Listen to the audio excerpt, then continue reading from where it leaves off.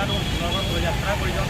आज आम बरगढ़ माटी में पश्चिमा जुआमन बहुत दृढ़ समर्थन देकर स्वागत जनाऊे और जेन जुड़े दाबी के नहीं करी आज यही पदयात्रा आरंभ कर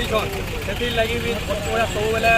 पश्चिमा जुआमन स्वागत जनाऊे और से लगी सब बेले आगामी दिन के भी लड़ाई करवा लगे आम सब प्रस्तुत होकर पहला कथा तो है जेन कि प्रधानमंत्री आवास योजना कथा सारा ओडिशा के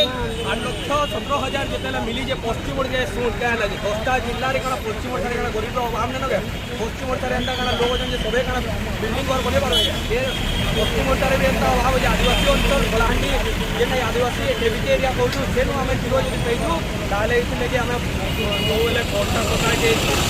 यात्रा मध्यम जनावाई चाहूँ जदि किसी रूप से भोट जदि किसी पदक्षेप ना भविष्य परिस्थिति भयावह निश्चित